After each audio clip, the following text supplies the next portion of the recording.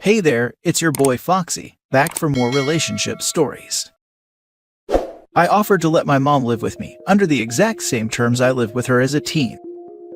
I don't know why in God's good name my mom thought I would be the one to come to, as we don't get along. I went to live with Dad at 16 because she told me she hated me, and then kicked me out. My older brother, the golden child, I know for a fact has a spare bedroom she could sleep in, now that she's losing the house. My mom's situation is entirely her own fault as well, which makes this all the more annoying. She and my stepdad bought a 7-bedroom house 10 years ago, right after she left her job of 20 years to work at some stupid startup that was out of business only 3 years later. My stepdad spent the last years of his miserable life bedbound, because he ignored every doctor telling him to stop shoving his face full of food at every waking moment of the day. So, he died 500 pounds and in misery. I was more than fine with this, by the way. Well, when he died early this year, it pretty much drained the last of the money my moron of a mother had remaining, and now the bank is taking the house back. So, she shows up at my door for some reason. After mistreating me since I was a kid, and ignoring me unless she wanted something since she married that thankfully dead land whale, she had the nerve to ask to live with me. It's only me and my husband in our 2-bedroom house, sure. But that spare bedroom is his office, the basement is my art studio, and the couch in front of the fireplace is for our lovely cats. There is no room for the wicked hag anywhere in this house. But I knew this opportunity would never come again, so I told her she could live with us, if, and only if, she decided to follow the house rules. All electronics were to be turned off by 6 p.m. If she was caught with any after that, they would be taken away and sold at the next yard sale. Bedtime was 7:30. If I caught her up, I would take away all of her clothing for the week. She may only shower for 5 minutes, once every 3 days. All chores must be done the moment she wakes up. If I roll out of bed and they are not, she will not be getting meals for the day. She must make sure she is alert at all times. If I and hubby need something done, it is to be done at that moment, or else she will lose her bedding privileges for the night. She will be in charge of cooking one meal each day that I choose, and if it is not made to my liking, she will not be allowed to join us, and instead will eat the cheapest frozen meal available. I will be reading all her mail, text messages, and emails. I will give her the ones I deem acceptable communication under my roof. Her car will be my own personal travel car. She will also drive me wherever I want. She will still have to pay for gas. And, last but not least, if at any point she displeases me, I will be calling my brother up to pick her up from a nearby gas station. I will get to choose what she takes to put in a torn-up backpack before dropping her off without looking back. She called me a monster, told me these conditions were inhuman, and asked if I was insane. These were the exact conditions I lived under for years as a teenager. The exact conditions she tormented me with for years, until she finally let me go live with the one parent that loved me. And these would be the conditions she would suffer under if she dared to ask me to home her worthless joy-sucking soul. I don't know where she went after she stormed out of my house, but my brother called me and told me that I have the biggest balls in the family for the stunt I pulled. From the sounds of it though, none of the spawn want the broodmother to live with them. I hope she finds a nice park bench to stay on. Now for the comments. Did she recognize those terms, or did you have to remind her where they came from? I'm sure she did. She reveals in the fact she can remember petty arguments and mistakes from 30 years ago. She would never admit to it though, because that would prove that she was always a horrible mother in person. Parents like this always acknowledge what they did, but then follow up with some BS like, I did it because I care, and you're too selfish to see how much I love you. Gaslighting at its core. I wish my stepdad has said the reason I was treated horribly was because I was never good enough for basic decency. They straight up didn't like me, no excuses besides that. Savage, savage, savage, like holy smokes. Poor you.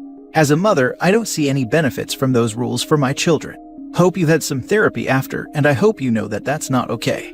You're awesome for telling your mom those rules. Not cruel in a single way. I love it. Your house sounds cozy. I've talked a few therapists' ears off over the years, lol. I lived with my dad for 4 years after I left hell on earth. It was a night and day difference. There is no reality that treating a child like that is okay. But it's okay to taunt a monster at her lowest, in my opinion. Wow, sounds like she got what she deserved. 20 years ago, I had just gotten married. My wife and I went to stay at her sister's place for a week. They insisted we stay in separate bedrooms.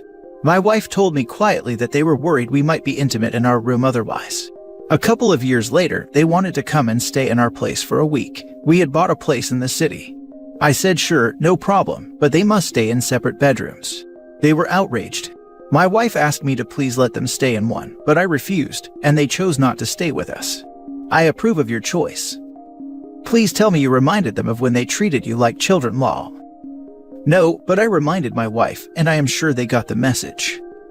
Jesus, they perpetuate the issue by not recognizing, acknowledging, and apologizing for their ridiculous behavior when they made that request of you originally.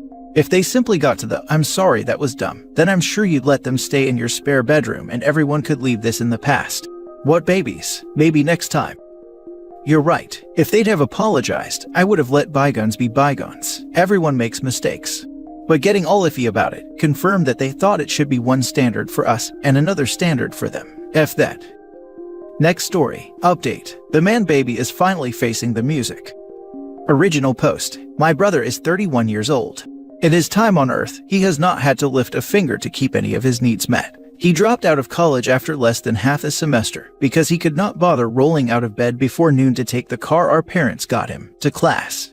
He's worked a combination of 2.5 months in his entire life. He lost his first job at a Dairy Queen because he swore at a mother over the drive-through speakers, and lost his second because he got caught stealing from the till of a family-owned restaurant.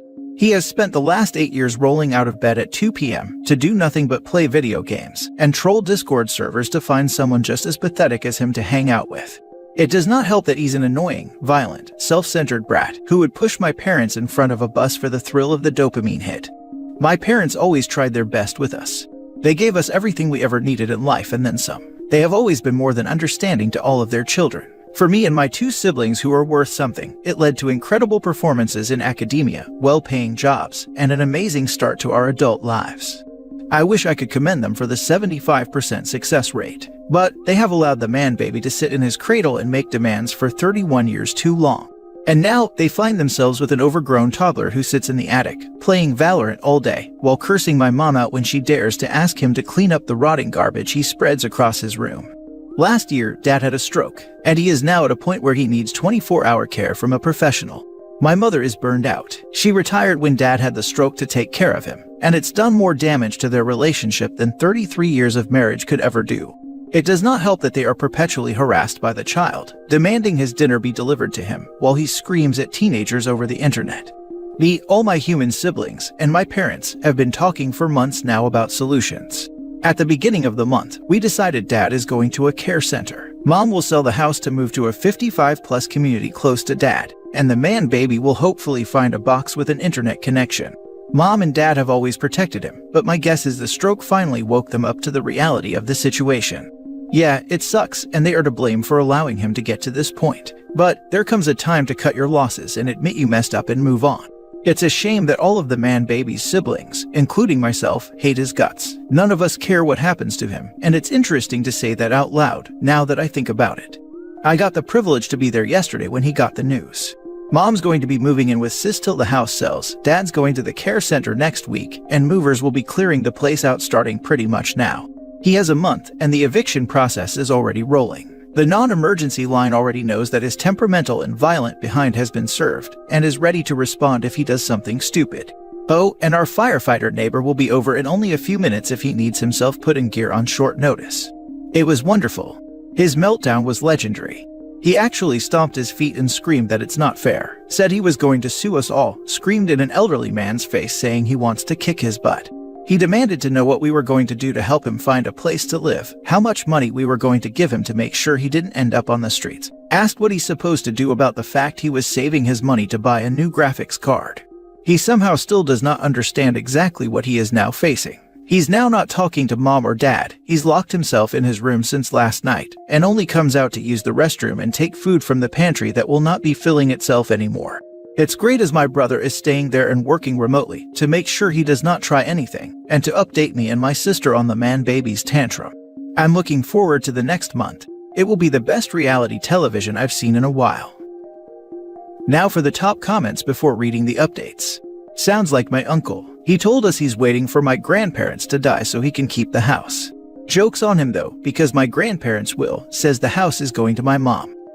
That was my uncle. He was furious when he found out that my grandmother not only deeded the house and property to my mom, who has now deeded it to me 20 years later, but that my mom was now her financial, legal, and medical power of attorney, and the gravy train had ended. He tried to scream about suing her. Mom simply told him she would see him in court over the fraud he committed in Granny's name. That shut him up. How can someone hope that a loved one will die just so that they inherit something? How do they not see this as disgusting and abhorrent behavior? Some people will even kill for it, such as the case of Joel and Lisa Guy, who were unalived by their adult baby son when they decided to retire early and stop providing money to him. OP's parents should be very, very cautious during this time. They are in a harmful, trauma-bonded relationship with a toxic person, even though it's their own son. And just as in any harmful relationship, when one threatens to leave, that's when the violence happens.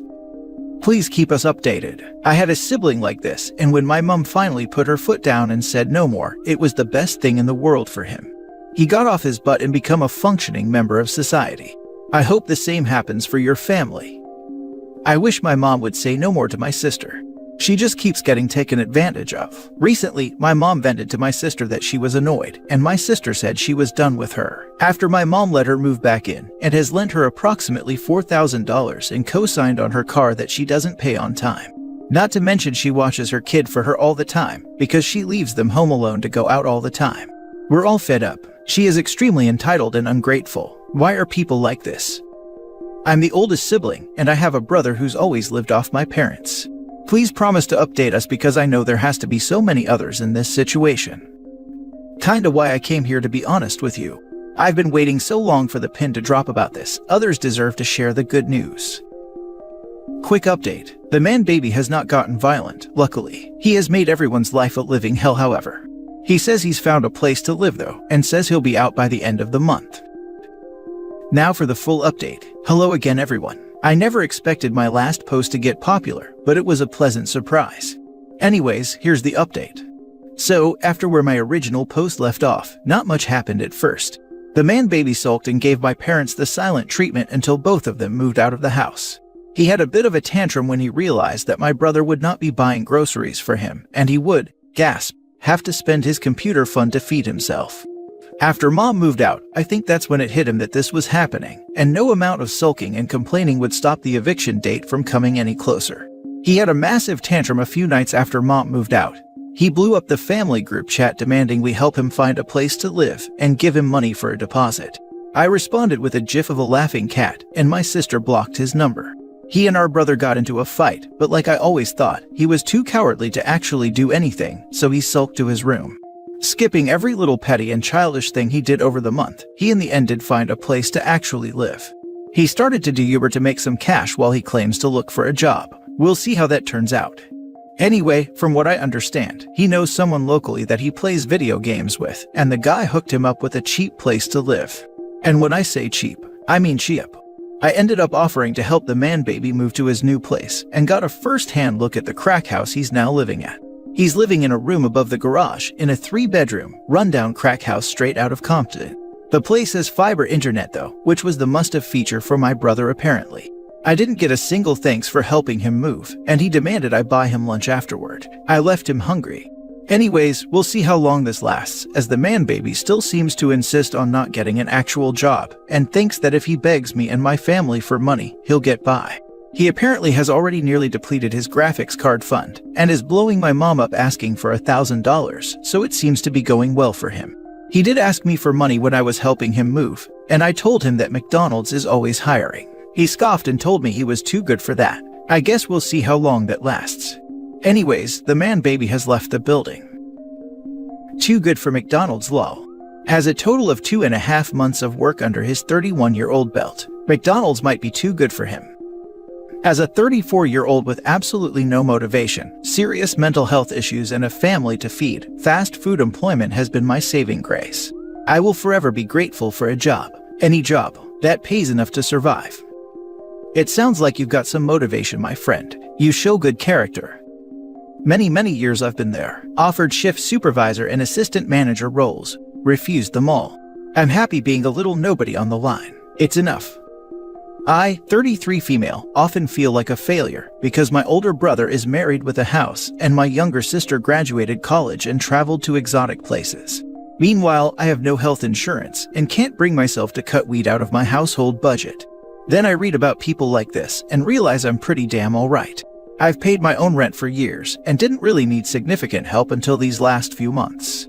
And even when I go running to mommy and daddy for help, I've still got the decency to realize what a gift that kind of support is. Law. I'm 31 and feel very similarly to you. No health insurance and an expensive habit. But look at us, paying rent, holding jobs, not being terrible,